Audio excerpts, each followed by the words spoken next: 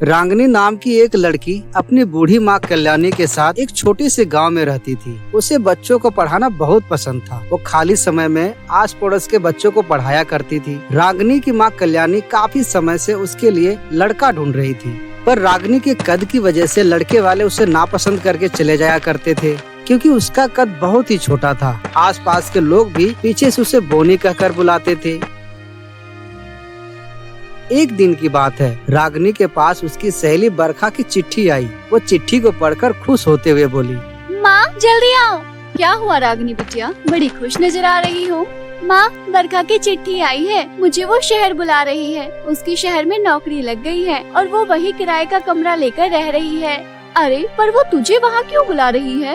अरे माँ, वो बोल रही है कि वहाँ के किसी स्कूल में टीचर की नौकरी निकली हुई है। ये तो बहुत अच्छी बात है, पर तू शहर में अकेले कैसे रह पाएगी? माँ, मैं वहाँ अकेली कहाँ हूँ, मेरी सहेली बरखा है ना मेरे साथ। मैं कल ही शहर चली जाती हूँ, नहीं तो नौकरी हाथ से निकल जाएगी। रागिनी अपनी माँ कल्याणी की इजाजत लेकर अगले दिन खुशी खुशी शहर चली गई। वो सीधा अपनी सहेली बरखा के घर जा पहुँची। बरखा रागिनी को नौकरी के बारे में बताते हुए बोली, देख, स्कूल बहुत अच्छा है, सैलरी भी अच्छी मिलेगी और पास में भी है। तो मैं ऐसा करती हूँ, मैं कल ही इंटरव्यू देने चली जाती हूँ। हाँ बिल्कुल, तुम्हें देर नहीं करनी चाहिए। अगले दिन रागिनी स्कूल में इंटरव्यू देने जा पहुंची। रागिनी सीधे प्रिंसिपल रूम में चली गई और वहां अपना इंटरव्यू दिया। रागिनी को टीचर की नौकरी के लिए सिलेक्ट कर लिया गया। वो खुशी खुशी घर गई और अपनी सहेली बरखा को ये खुशखबरी सुनाई। बरखा रागिनी की नौकरी लगने से बहुत खुश थी। अब अगले दिन दोनों सहेलियां तैयार होकर अपनी अपनी जॉब के लिए निकलती है। रागिनी की जिस स्कूल में नौकरी लगी थी, उस स्कूल के ठीक पीछे बरखा का ऑफिस था, जहां वो काम करती थी। रागिनी का स्कूल में आज पहला दिन था। वो थोड़ी नर्वस थी, पर वो कॉन्फिडेंट के साथ क्लासरूम में दाखिल हुई। गुड मॉर्निंग बच्चों, मैं तुम्हारी नई टीचर हूँ। मेरा नाम रागिनी है और आज से मैं ही तुम्हें पढ़ाऊंगी। क्लासरूम में बैठे सभी बच्चे रागिनी को अजीब तरीके से देखते हुए आपस में बातें करने लगे। इसकी हाइट तो मुझसे भी कम है, ये तो बोनी टीचर है, बोनी टीचर। चलो बच्चों, बातें करना बंद करो और सब अपनी अपनी मैथ्स की बुक निकालो। उसके बाद रागिनी कुर्सी पर बैठने की कोशिश करती है, लेकिन कुर्सी काफी ऊंची थी, इसलिए वो कुर्सी पर बैठ नहीं पाई। ये देख सभी बच्चे हंसने लगे। फिर रागिनी खड़े होकर बच्चों को पढ़ाने लगी। कुछ देर बाद रागिनी ने चौक उठाया और ब्लैक बोर्ड पर लिखने की कोशिश की, लेकिन उसका हाथ वहाँ तक पहुँच नहीं पाया। सारे बच्चे रागिनी के ऊपर फिर से जोर जोर से हंसने लगे। तभी उनमें से एक बच्चा बोला, अरे ये तो बोनी टीचर है, बोनी। तभी रागिनी ने पीछे मुड़कर देखा तो सभी बच्चे चुप हो गए। क्या कहा तुमने? मुझे बोनी टीचर? देखो बच्चों, गुरु का मजाक नहीं उड़ाते। हाइट और शक्ल से कुछ नहीं होता, हमारा ज्ञान ही हमें पहचान दिलाता है। चलो अब चुपचाप पढ़ो। ये कहते हुए रागिनी कुर्सी के ऊपर चढ़कर ब्लैक बोर्ड पर लिखने लगी। रागिनी का पहला दिन स्कूल में बिल्कुल भी अच्छा नहीं गया। यहाँ तक कि स्कूल के बाकी टीचर्स भी उसे अजीब नजरों से देख रहे थे और सभी उसके पीठ पीछे उसका खूब मजाक उड़ाते हैं। रागिनी बड़े उदास मन से घर लौटी और अपनी सहेली बरखा को सारी बात बताई। ये सुनकर बरखा रागिनी का हौसला बढ़ाते हुए बोली, अरे बच्चे तो ऐसे ही करते हैं, थोड़े ही दिन में वो तुम्हें पसंद करने लगेंगे, तुम देखना। हाँ, शायद तुम ठीक ही कह रही हो।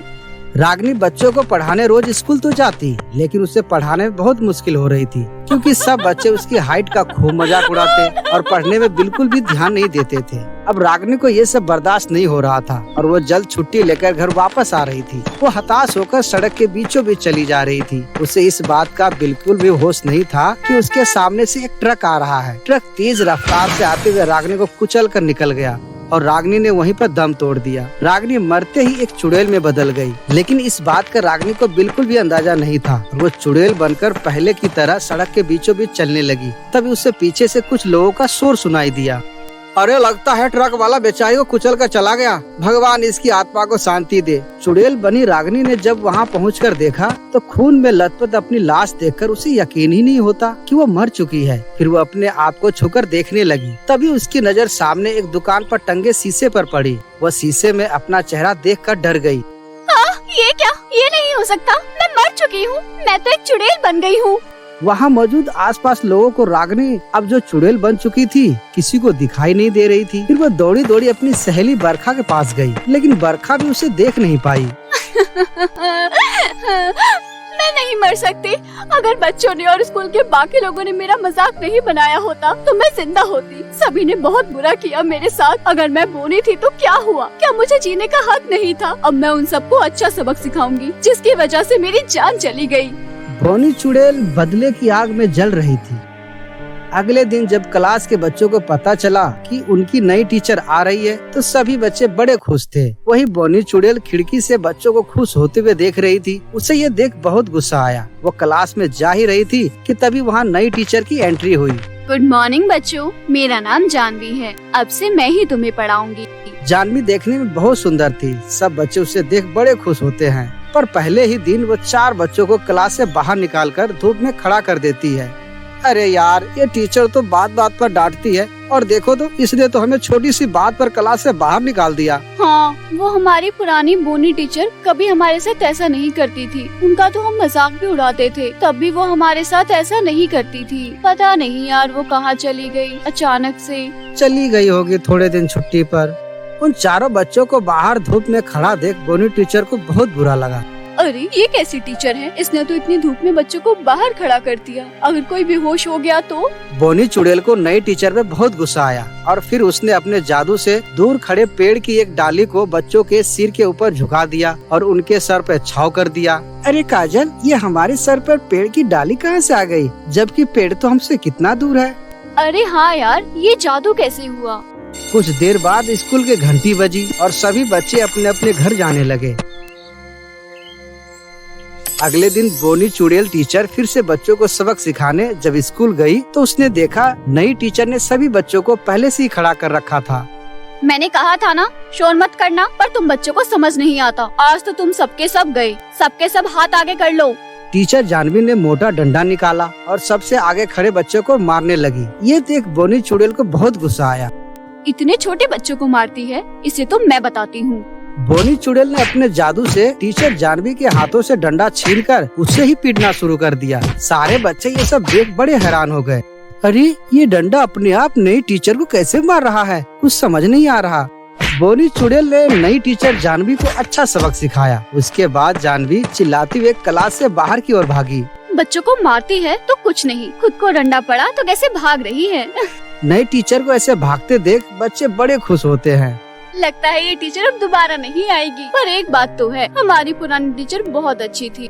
पर वो स्कूल क्यों नहीं आती? आखिर कहाँ चली गई हमारी पुरानी टीचर? बच्चों की ये बात सुन बोनी चुड़ैल टीचर ने टेबल पर रखा चौक उठाया और पास रखी कुर्सी ब्लैक बोर्ड के पास ले जाने लगी। ये सब देखकर सभी बच्चे अपनी अपनी जगह पर जम गए। उनकी आंखों के सामने कुर्सी खिसक रही थी और चौक हवा में उड़ रहा था। सभी बच्चों को यकीन हो गया कि क्लास में कोई तो है जो उन्हें दिखाई नहीं दे रहा। उसके बाद बोनी चुड़ैल टीचर ब्लैक बोर्ड पर कुछ लिखने लगी। अरे यार देखो, ब्लैक बोर्ड में कोई कुछ लिख रहा है। मैं तुम्हारी बोनी टीचर हूँ। इसका मतलब क्या आप यहाँ हो हमारी पुरानी टीचर, पर आप हमें दिखाई क्यों नहीं दे रहे? बच्चों की बात सुन बोनी चुड़ैल टीचर जवाब देते हुए ब्लैक बोर्ड पर लिखने लगी। हाँ, क्योंकि मैं मर चुकी हूँ और मैं मरने के बाद चुड़ैल बन गई हूँ। अब मैं तुम लोगों को नहीं दिख सकती। वो सब मदद आप ही कर रहे थे हमारी, पर आपके साथ ये कैसे हुआ? आप हमें छोड़कर क्यों चले गए मैम? सब लोग मेरा मजाक उड़ाते थे और एक दिन यही सब सोचते हुए मैं ट्रक के नीचे आकर मर गई। ये सब ब्लैक बोर्ड पर पढ़कर सभी बच्चे रोने लगे। हमें माफ कर दो टीचर, हमने आपके साथ बहुत बुरा किया। और फिर भी आप रोज हमारी मदद करने आती थी। आप सच में बहुत अच्छी हो। हमें आप जैसी टीचर कभी नहीं मिल सकती। उसके बाद टीचर जानवी स्कूल छोड़कर हमेशा के लिए चली गई। वही क्लास के सभी बच्चे अपनी रागनी टीचर को बहुत याद करते हैं। फिर अगले दिन उनकी क्लास में एक नई टीचर की एंट्री हुई जो अपाहिज थी। उस टीचर का एक पैर खराब था। टीचर को देखते ही कुछ बच्चों ने उनका हाथ पकड़कर उन्हें कुर्सी पर बैठने में उनकी मदद की। और इतना ही नहीं, सभी बच्चों ने मिलकर नई टीचर का बहुत अच्छे से स्वागत भी किया। ये सब देखकर दूर खड़ी बोनी चुड़ैल टीचर को कहीं ज्यादा खुशी हो रही थी कि उसने जाते जाते क्लास के सभी बच्चों को एक बड़ी अच्छी चीज। पापा, माँ कब आएगी? मैं उन्हीं से अपनी चोटी बनवाऊंगी। आप हमेशा टेढ़ी मेढ़ी चोटी बना देते हो। स्कूल में मेरी सहेलियाँ मुझ पर हंसती है। बेटा, तुम्हारी नई माँ कल आएंगी, लेकिन अभी तो मुझसे चोटी बनवा लो। देखो कैसे तुम्हारे सारे बाल बिखरे हुए हैं। ये कहते हुए किशोर अपनी बेटी मिस्टी की चोटी बनाने लगा। सच पापा, मेरी नई माँ कल आएगी।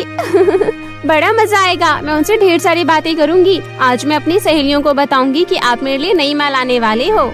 ये कहते हुए मिस्टी खुश होते हुए बाहर चली गई। वहीं किशोर दीवार पर अपनी पत्नी स्वर्गवासी पत्नी सुनीता की तस्वीर की ओर देखते हुए बोला, सुनीता, मुझे माफ कर देना, मैं दूसरी शादी करने जा रहा हूँ क्योंकि हमारी बिटिया को माँ की जरूरत है। पता है नई माँ के आने की बात सुन बिटिया कितनी खुश है। किशोर की पत्नी सुनीता की मौत मिस्टी को जन्म देती ही हो गई थी। किशोर अपनी बेटी मिस्टी को अकेली ही पाल पोस रहा था, लेकिन 5 साल की मिस्टी हमेशा अपनी माँ के लिए रोती बिलखती रहती थी।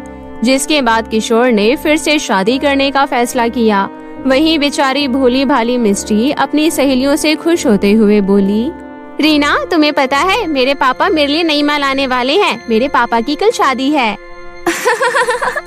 ये काली कलूटी होने के साथ बेवकूफ भी है।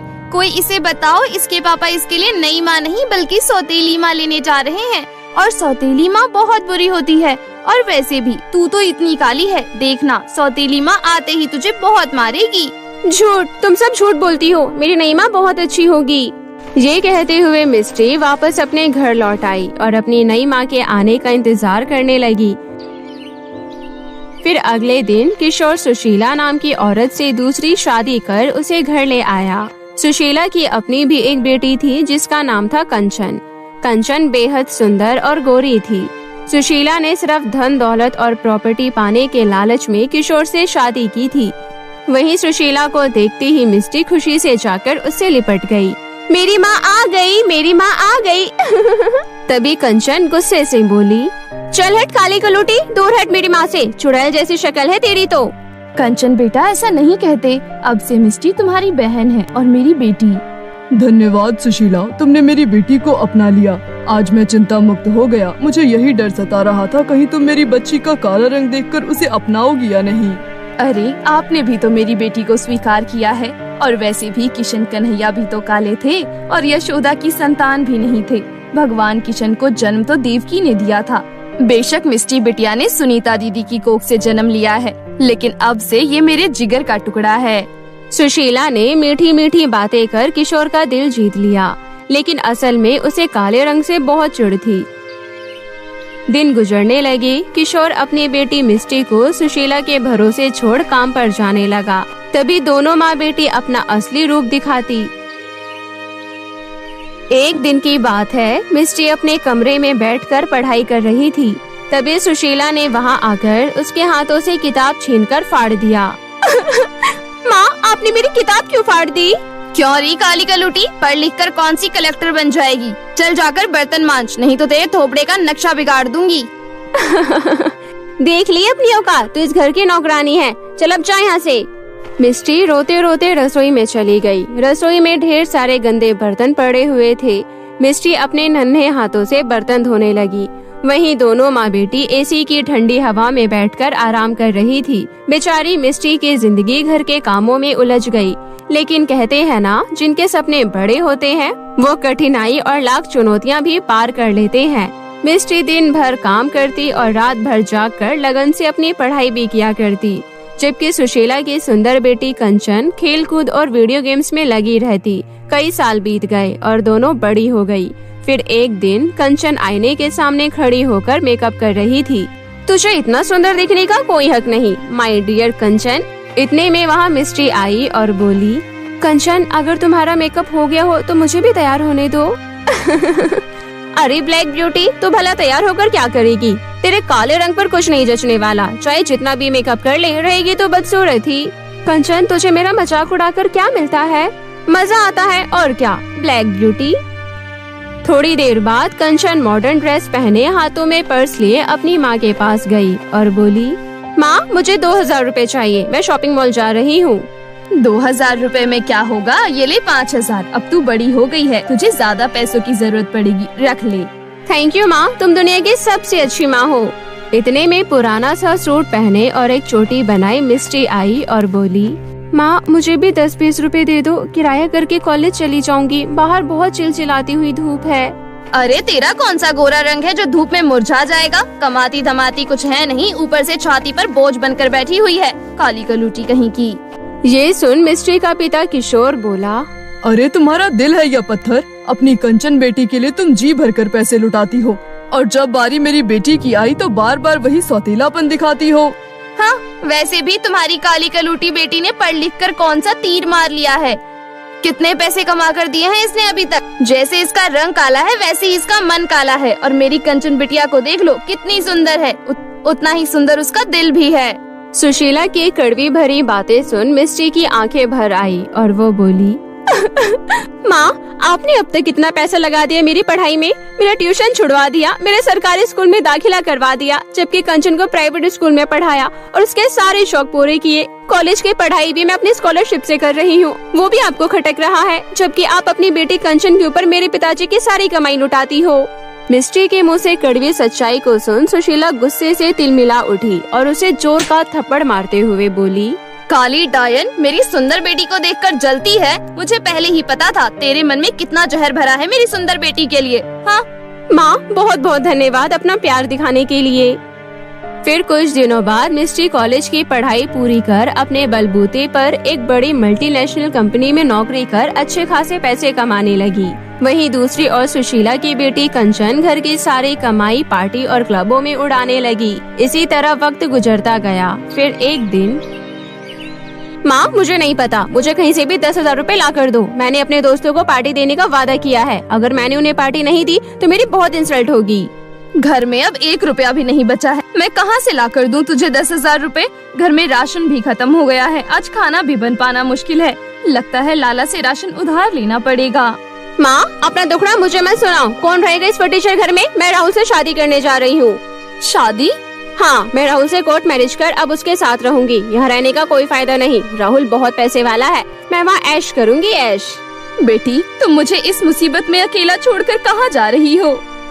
तो क्या सारी जिंदगी से घर में पड़ी रहूंगी और तुम्हें कमा कर खिलाऊंगी? मुझे अपनी लाइफ एंजॉय करनी है। मैं तो चली, वैसे भी काली कलोटी अच्छे खासे नोट छाप रही है। अब तो वो पैसे वाली हो गई है, तुम उसकी जान खाओ ना, मेरे पीछे क्यों पड़ी हो? ओके बाय, मैं तो चली राहुल के पास।